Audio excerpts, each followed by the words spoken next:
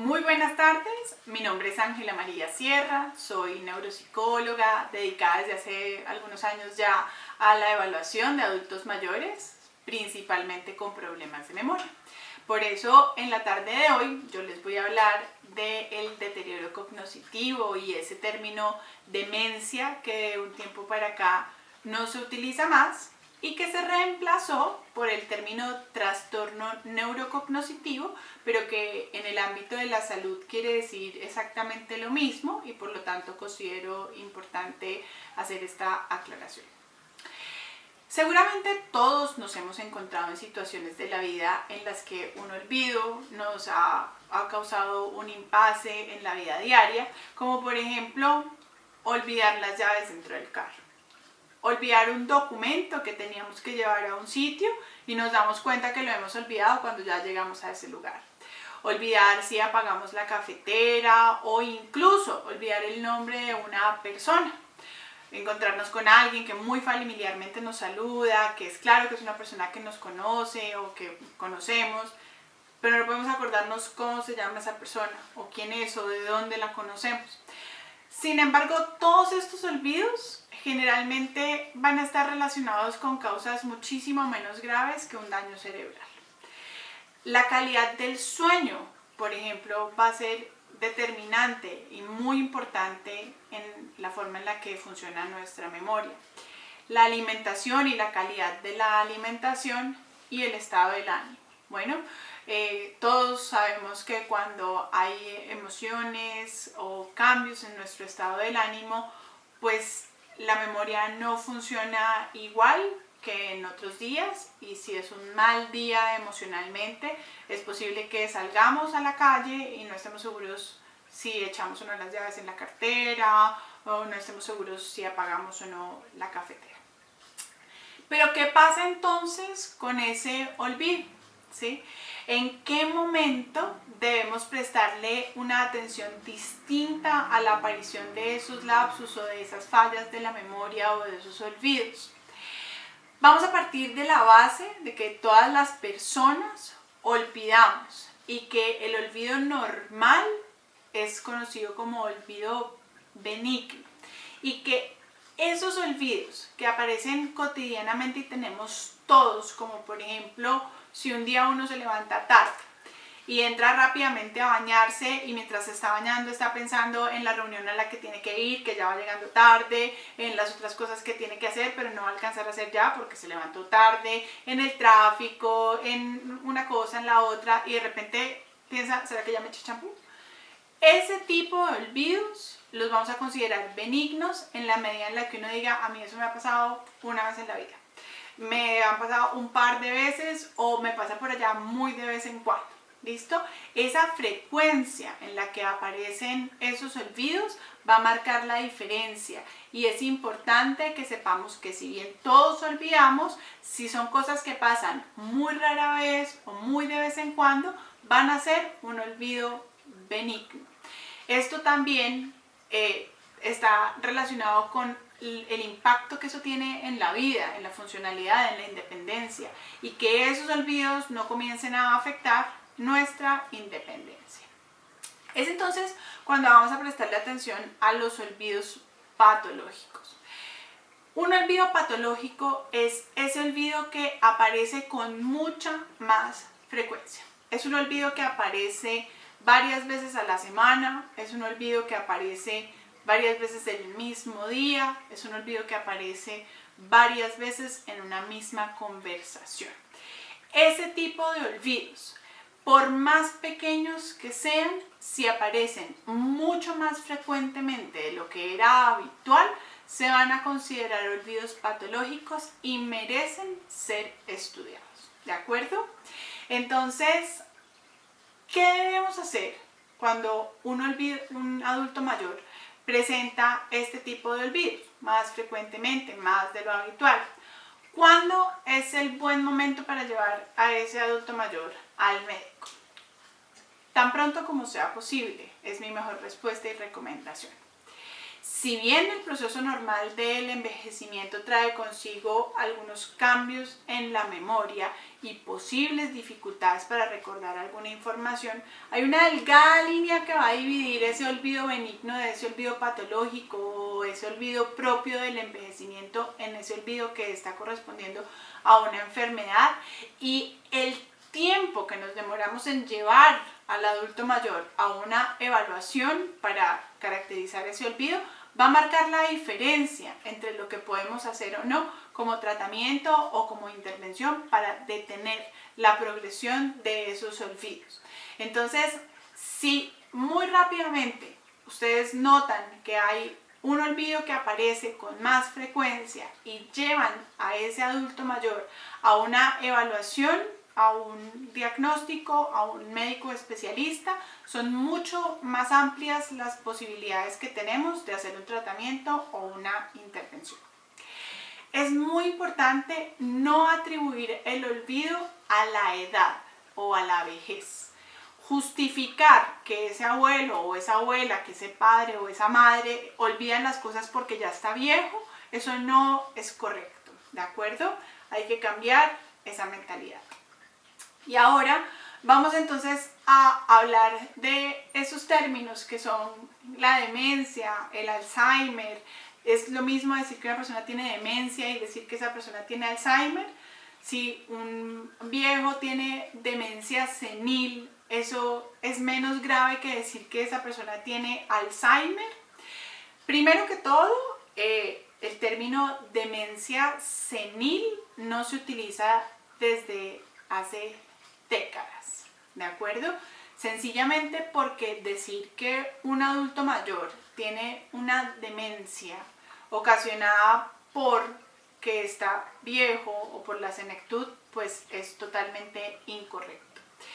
Para eso hacemos el proceso de diagnóstico. Para nosotros, los especialistas en el tema de los adultos mayores, poder encontrar cuál es esa enfermedad, cuál es esa causa biológica, cuál es ese cambio del proceso del envejecimiento y del proceso evolutivo que está ocasionando que ese adulto mayor presente esos olvidos.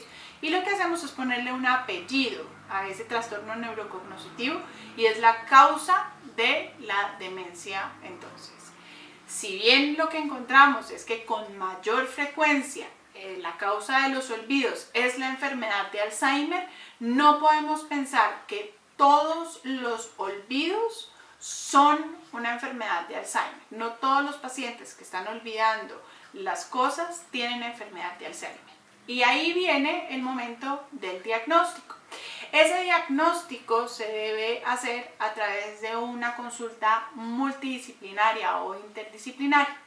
Ese consenso del diagnóstico lo vamos a hacer más acertadamente si se consulta con un médico neurólogo en un primer momento, por ejemplo, quien va a hacer todo un análisis de los cambios neurológicos que pueden aparecer en una persona que tiene un proceso de envejecimiento que no va acorde a lo esperado.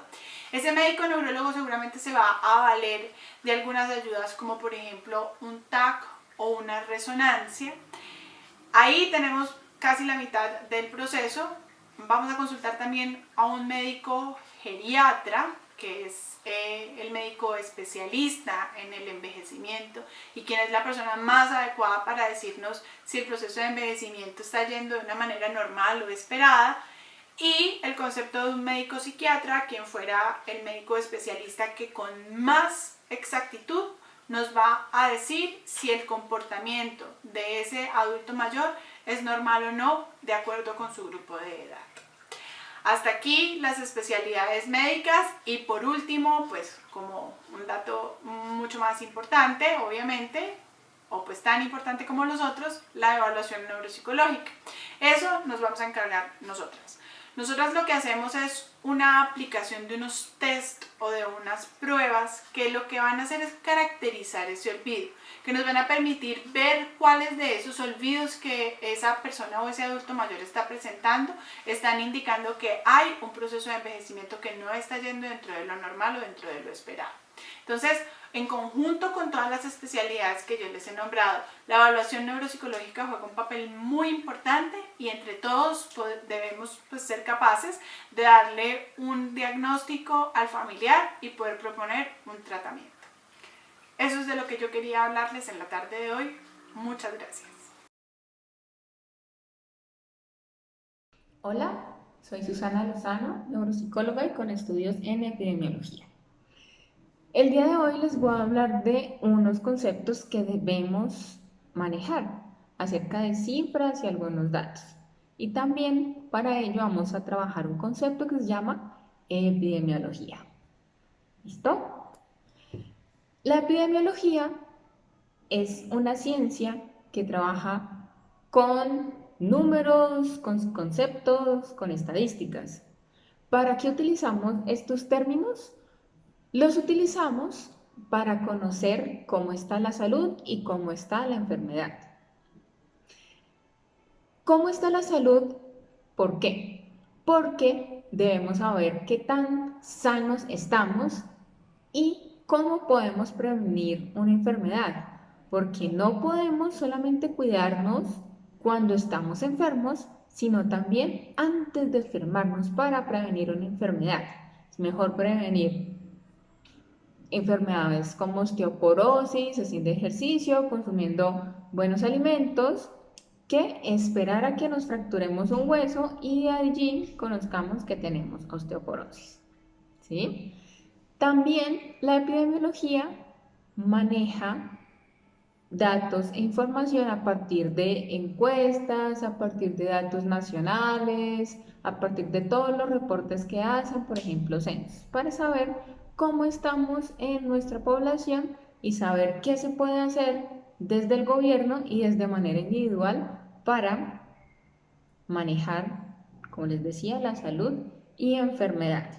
Vamos a ver que desde la OMS ya el concepto de enfermedad no es solamente ausencia de salud, ¿sí? Sino que es un concepto más amplio en donde tenemos lo biológico, tenemos lo social y tenemos otras características. ¿Listo? Un término que se utiliza mucho en epidemiología es población. ¿Cuántos somos y en dónde estamos? Específicamente en Colombia, con los datos del DANE, se establece que somos aproximadamente 48 millones de personas. Estas cifras siguen aumentando. De esta cifra, 26 millones somos mujeres. Somos más mujeres principalmente porque nuestra expectativa de vida es mayor. Estamos hasta más edad las mujeres que los hombres. ¿Listo? Respecto a estos datos de población en Colombia, debemos saber que, igual a la tendencia en el mundo, nuestra pirámide poblacional, que es la cuenta que hacemos, como van a ver en la diapositiva, de respecto a la edad, de respecto a los rangos de edad, qué tantos adultos mayores somos, qué tantos jóvenes somos y qué tantos niños somos. En la diapositiva van a ver de color azul la población que teníamos en el 2005 y van a ver que en la parte de 0 a 15 años está un poco más ancha. Y en rojo o en fucsia van a ver que ya para el 2018 esta población se ha disminuido y tenemos menos niños y adolescentes que lo que teníamos en 2018.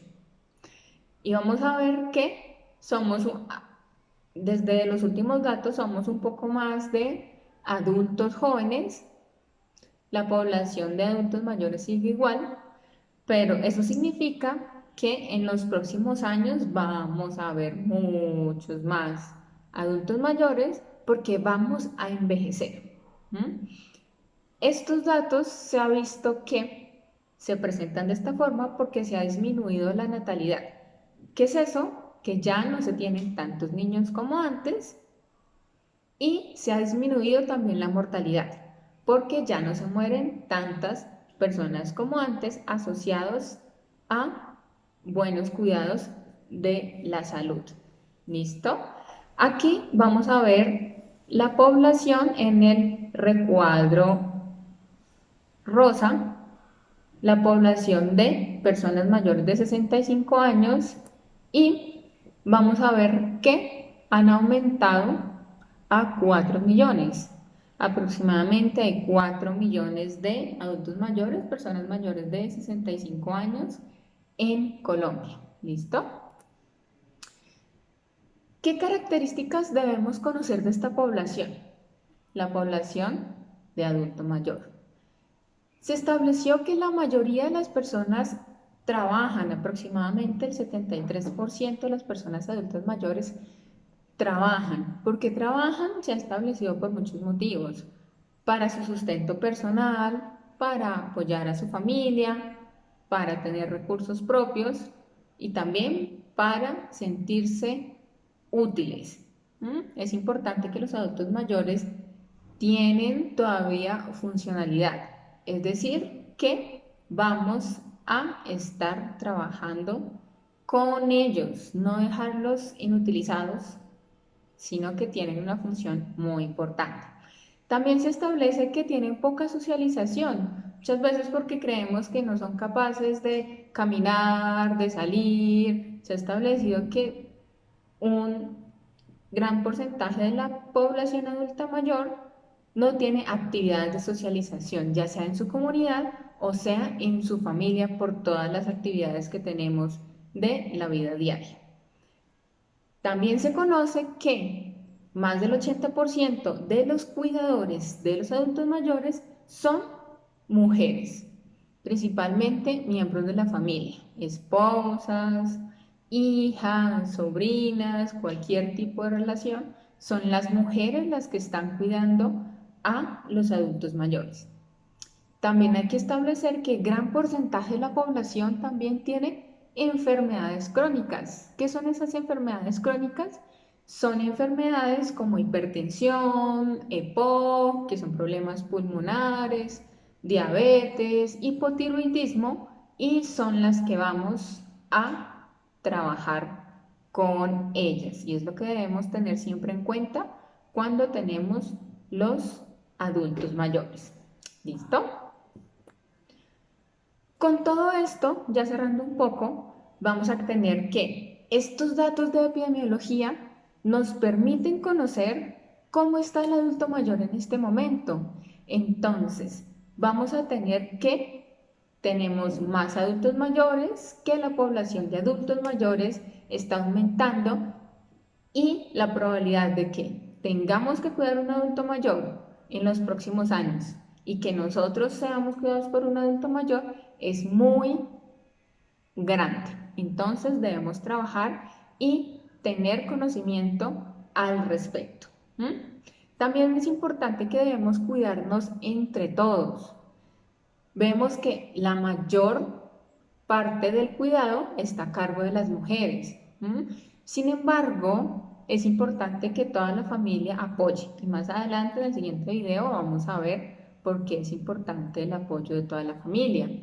Aunque las mujeres son las principales cuidadoras, también los otros miembros de la familia es importante que trabajen en ello y conocer tips para que esto sea suficiente para un buen cuidado a los adultos mayores y a los cuidadores. También es importante que con estos datos de que tenemos muchas enfermedades en los adultos mayores, tienen poca socialización y algunos están trabajando por obligación y por gusto, todas las actividades que planeemos con ellos como adultos mayores deben tener en cuenta estos datos para que podamos trabajar con ellos y conocerlos muy bien. Es distinto si nuestro abuelito está trabajando, si sea una tiendita pequeña recibiendo dinero o no, a que si está solo en la casa o si tiene 3 enfermedades, hipertensión, problemas pulmonares y diabetes, así solo tiene una o no tiene ninguna. Entonces, por eso es importante conocer todos estos datos y conocer cómo está la población. Principalmente que son mujeres las que van a ser cuidadas porque tenemos más mujeres que hombres, entonces es importante conocer el rol de las abuelas en nuestra familia y en la sociedad.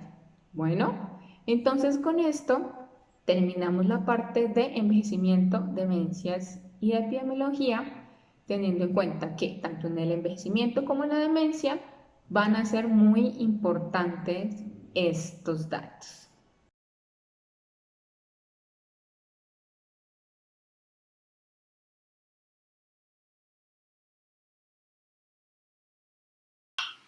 Hola, soy María Cristina Pinto, psicóloga, maestra en neurociencias, hago parte del grupo de investigación en neurociencias de la Nacional y soy codirectora clínica y de investigación del Instituto para las Neurociencias y la Salud. Como ya les vienen contando mis compañeras, estamos hablando sobre el envejecimiento, sobre la demencia y en particular los elementos a tener en cuenta cuando somos cuidadores de los adultos mayores con deterioro cognitivo. El día de hoy voy a hablarles un poco sobre algunos factores de riesgo que pueden aumentar las dificultades al momento de tener que cuidar a un adulto con estas características. Entonces, una cosa importante sobre la que vamos a hablar y que ya han venido nombrando mis compañeras es precisamente el hecho de que cada día somos más los adultos y vamos a ser más los que somos adultos mayores en nuestra población. Esto conlleva varias cosas. Una importante es que al aumentar la expectativa de vida en nuestra población, pues nuestras características corporales van cambiando. Nuestro cuerpo va produciendo un desgaste con el paso de los años, que puede depender de múltiples condiciones. En la medida en que la expectativa de vida de la población mundial ha ido aumentando, pues también han ido aumentando la población de adultos mayores. Y eso implica varios elementos. Implica que los entornos tienen que adaptarse para funcionar para personas adultas mayores. Por ejemplo, ya no tener muchos edificios con escaleras, sino edificios con ascensores, porque no vamos a poder estar subiendo y bajando escaleras. Implica muchas adaptaciones sociales y familiares importantes. Y para eso estamos hoy acá, para hablar de eso. De hecho, el momento actual en el que estamos de estar en una cuarentena, precisamente donde las personas que más resguardamos son los adultos mayores, en este caso mayores de 70 años, es precisamente por esa razón, porque queremos cuidarlos y protegerlos, porque es una población muy valiosa socialmente, pero también que es una población que tiene unas características que la hacen estar en riesgo. Hay que aclarar algo, y es el hecho de que nuestra edad en el cuerpo no significa necesariamente que todas las personas que tenemos una misma edad vamos a funcionar de la misma manera. Y esto implica unos ajustes y unas adaptaciones importantes. Por eso, cuando hablamos de la edad cronológica versus la edad fisiológica, nos referimos a cosas diferentes. Por eso decimos que la edad está en el cuerpo y en la forma en cómo hemos vivido nuestros años. Eso va a depender de varias cosas. Entonces, vamos a diferenciar entre lo que es la edad cronológica y la edad fisiológica, que son dos factores importantes. Entonces, cuando hablamos de que la edad cronológica no es igual a la edad biológica, hablamos de un proceso fisiológico que hace referencia a cómo el paso del tiempo ha impactado en nuestro organismo. Por eso, casi que podríamos encontrar adultos mayores con un funcionamiento fisiológico muy apropiado, que podríamos decir jovial, y jóvenes que tienen un procesamiento, un funcionamiento que no corresponde a su edad, que podría corresponder al de una persona de muchos años. Creo que a todos nos ha pasado que en algún momento nos levantamos y nos sentimos, decimos, me siento como de 80 años. Y vemos todo el tiempo personas de 80 años que son absolutamente activas, funcionales, que tienen muchísimas habilidades para desenvolverse, a veces envidiables. Para que esto suceda, entran muchos elementos a jugar, hacen parte de esas condiciones que interactúan para que esto suceda.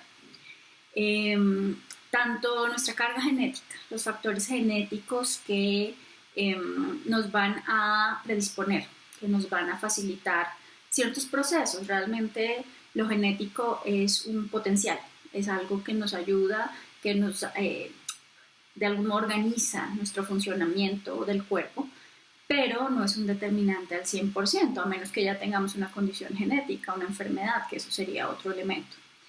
Pero en el caso de la mayoría de las personas, lo genético simplemente nos da como información, le da al cuerpo los elementos para funcionar, pero esa respuesta genética también se puede ver modificada por cosas como nuestra salud general, nuestros hábitos y estilo de vida.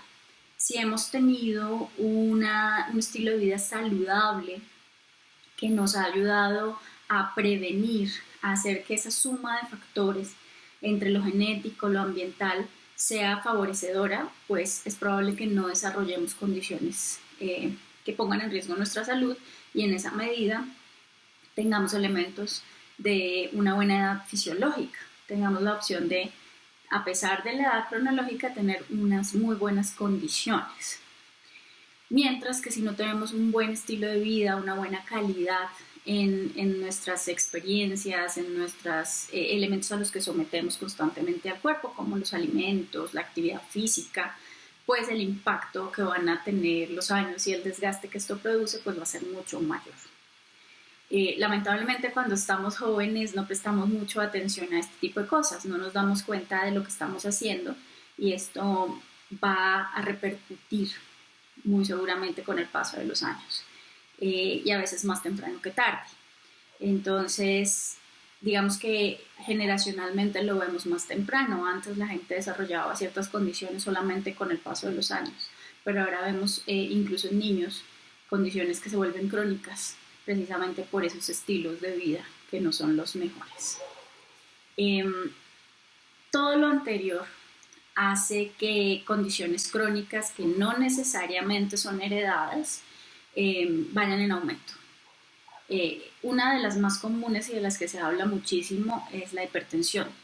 La hipertensión es una condición que pone en riesgo importante nuestro cuerpo, nuestro corazón, todo el sistema cardiovascular y obviamente el cerebro, que es un órgano que está requiriendo constantemente energía, constantemente el funcionamiento cardiovascular, demandando esa energía porque tiene un alto consumo metabólico y eso hace que cualquier cosa que afecte el sistema vascular pues termine impactando nuestro sistema nervioso. Otras condiciones como la diabetes, que termina produciendo una cantidad de elementos asociados, desgaste sensorial, tanto a nivel visual como táctil, la sensibilidad de nuestros nervios, nos afecta metabólicamente. Asociado a esto pues va la obesidad, que por nuestros hábitos de vida, como lo venía diciendo también, termina generándonos un impacto importante en nuestra salud y esto no solamente lo vemos en los adultos mayores, también lo vemos en los niños, en los jóvenes, en los adultos. Sin embargo, el asunto es que en la medida en que los años van pasando, el desgaste se va sumando. Aparecen enfermedades como las enfermedades respiratorias crónicas. Estamos en este momento, en un momento crítico por esto. Por eso es que los niños no pueden salir de sus casas, para que no se pongan en riesgo de generar un contagio de una infección respiratoria aguda y de esta manera se saturen los sistemas de salud, que es lo que pasaba frecuentemente en estas temporadas de lluvia. También por su facilidad para ser transmisores y porque hemos visto que con la COVID-19 también está generando riesgo para toda la población en general, pero particularmente por los adultos mayores. Si pensamos, por ejemplo, en condiciones como la exposición a humo de nuestras abuelas, cuando cocinaban con leña, el consumo de tabaco prolongado, todos estos son factores que terminan produciendo una sensibilidad pulmonar diferente y un riesgo mayor para las enfermedades respiratorias crónicas. Todos estos elementos se han convertido en una de las mayores causas de enfermedad y de muerte a nivel mundial y en nuestra población adulta mayor. El costo a nivel físico, a nivel emocional, a nivel económico que estas enfermedades pueden tener es muy variable, porque va a depender mucho de las condiciones de vida de cada individuo. Pero, como les decía, dependiendo de esa edad fisiológica que tengamos, pues vamos a ser mucho más fuertes y vamos a presentar o no estas condiciones. El costo es variable porque es muy distinto tú tener una hipertensión crónica bien manejada mientras que una persona que sufre, por ejemplo, un evento cerebrovascular, una trombosis, conocemos más con ese término, por ejemplo, las secuelas que puede dejar y el impacto a nivel funcional es muy alto. Y por esto en las personas con demencia este tipo de elementos son bastante importantes. Tenemos que considerarlo siempre porque no es únicamente el diagnóstico como tal de la demencia, sino la demencia en un individuo en particular, que tiene una serie de condiciones de vida y condiciones de salud que lo hacen único. Por esto, por ejemplo, una persona que tiene una demencia tipo Alzheimer, pero con bajo riesgo vascular, es una persona que de pronto la estabilidad del trastorno sea más continua. Mientras que una persona que tiene una demencia vascular y que ha tenido múltiples eventos vasculares, pues termina teniendo un deterioro más rápido, generando un impacto físico, sensorial, funcional y cognitivo mucho más marcado. Por esto, digamos que existen una serie de factores de riesgo o posibles condiciones que se pueden presentar. Entonces, un elemento importante en los pacientes con demencia, además de estas condiciones crónicas, es obviamente los problemas cognitivos. Digamos que a veces físicamente no vemos nada en particular, pero a nivel cognitivo vemos muchísimos cambios y lo cognitivo media nuestro comportamiento y nuestra adaptación. Y en esa medida, al no tener unas buenas habilidades para adaptarnos y para seguir como una funcionalidad cotidiana, pues terminamos teniendo impactos enormes en nuestro funcionamiento. Por ejemplo, cuando tenemos muchas condiciones de enfermedad, como las que nombraba antes, terminamos teniendo un riesgo metabólico muy alto.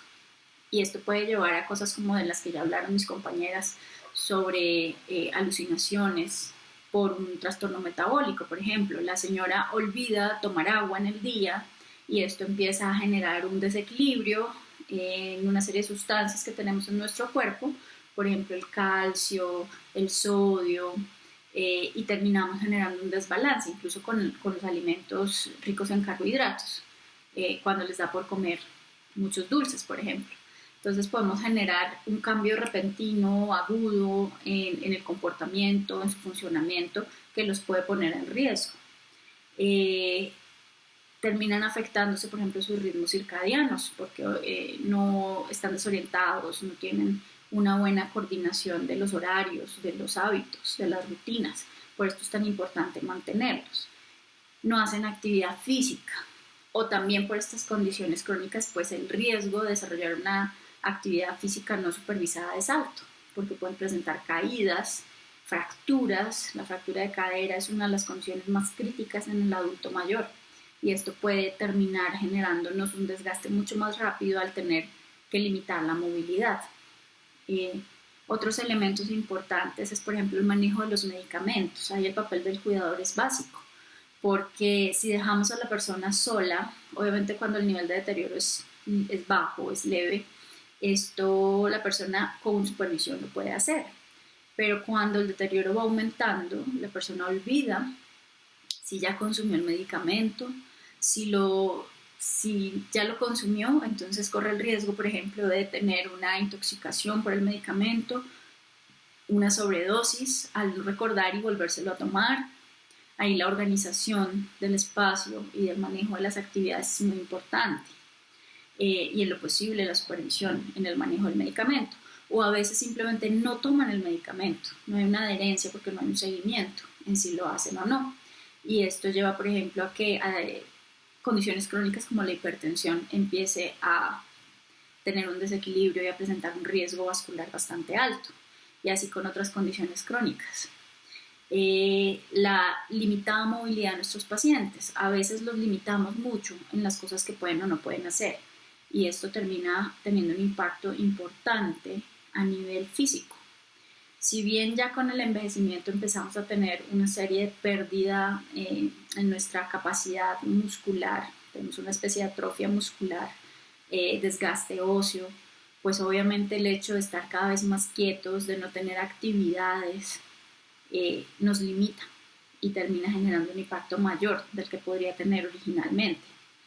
El asunto es que muchas veces por su deterioro cognitivo ellos no son conscientes de estas situaciones y se genera un riesgo, un impacto importante porque hay unas exigencias y unas demandas del entorno a los cuidadores pidiéndole que sigan unos parámetros, pero muchas veces ellos mismos no los pueden seguir porque no son conscientes de este proceso, de estas condiciones, y por eso muchas veces son repetitivos y por eso muchas veces son rígidos, muy tercos al asumir las cosas que le dicen los demás. Por eso es importante tener unas muy buenas estrategias de comunicación y de manejo del comportamiento para facilitar esa relación entre el cuidador y la persona que es cuidada. Ante eso, precisamente es muy importante entender el papel del cuidador. El cuidador usualmente es una persona que ofrece un cuidado informal. En la mayoría de nuestros pacientes con demencia son personas de la familia, hijos, esposo o esposa, sobrinos. Digamos que en Colombia tenemos una gran ventaja y es el hecho de tener una red familiar fuerte y eso es un factor de protección para nuestra población. Pero usualmente quien se encarga del cuidado suele ser una persona y esto lleva a una serie de sobrecargas en responsabilidad, en esfuerzo, generando un alto nivel de estrés en quien es cuidador. Y el estrés es una respuesta natural del organismo. Tenemos ya un video en nuestras redes que habla, en donde les explico un poco sobre esto a mayor profundidad, pero el estrés, si lo dejamos seguir, si es constante, si la sobrecarga que tenemos es muy alta, pues termina convirtiéndose en una condición también crónica, como las que estábamos hablando. Y esto termina generando un desgaste muy importante en el cuidador, que termina teniendo una responsabilidad y un esfuerzo importante en términos físicos, al mover a un paciente, al tener que bañarlo, alimentarlo, acompañarlo, en términos laborales, porque muchas veces esta persona no puede tener un trabajo diferente a pesar de que no reciba una retribución directamente por el trabajo que hace como cuidador, un desgaste físico en términos de cansancio, dolor y todos los elementos asociados con el estrés, que incluyen cambios emocionales, cambios cognitivos, llevando incluso a que el cuidador termine teniendo también una enfermedad. Se habla del síndrome del cuidador o del desgaste del cuidador o del cuidador quemado. Y es particular porque muchas veces nos damos cuenta de esto cuando es el cuidador el que acude a nuestra consulta como un paciente, con quejas de memoria, con quejas afectivas, que muchas veces no relaciona con su papel, con su rol de cuidador, pero que en la medida en que vamos evaluando termina teniendo características similares a las de su paciente, a las de su familiar. Muchas veces el temor es que haya una especie de herencia de la demencia o del trastorno cognitivo, y esa es la razón por la que acuden, pero no por el desgaste que les está produciendo precisamente el papel de cuidador. Por eso surge para ustedes desde nosotros el programa de Cuidadosamente. Este está planteado como un programa precisamente porque incluye varios elementos, incluye un elemento psicoeducativo, un elemento informativo, un elemento estratégico, tanto de herramientas clínicas como herramientas psicosociales y educativas que permitan al cuidador aprender a cuidar a su familiar, a conocer las condiciones que lo rodean. Normalmente cuando hablamos de enfermedad, síndrome o trastornos no nos referimos a una entidad que tiene una persona, sino que tiene un sistema, que tiene todo un entorno.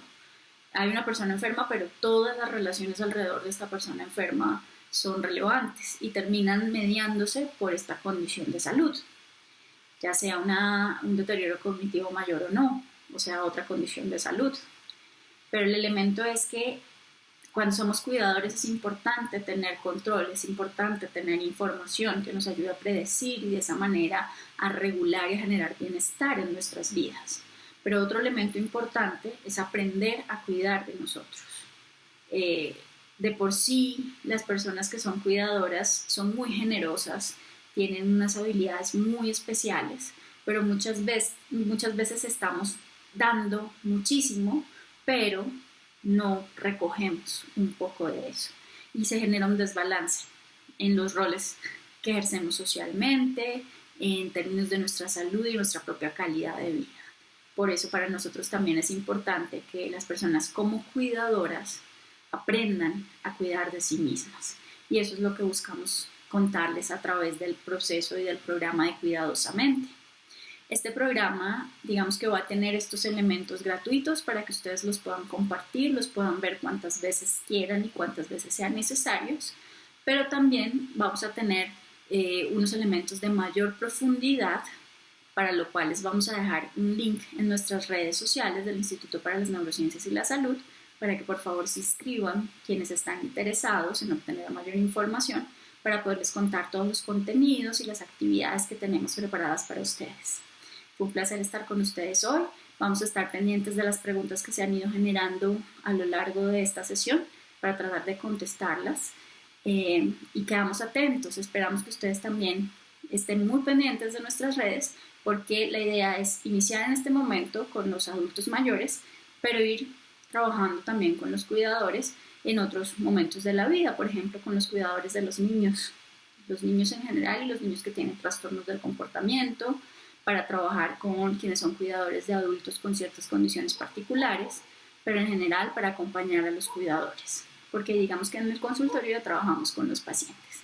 Entonces, aquí estamos, los acompañamos. En este momento sabemos que todos estamos bajo una situación de estrés importante y por eso decidimos lanzar el programa en este momento para poder llegar a sus casas más fácilmente y estar con ustedes durante toda esta condición. Esperamos que les haya gustado. Fue un placer estar con ustedes.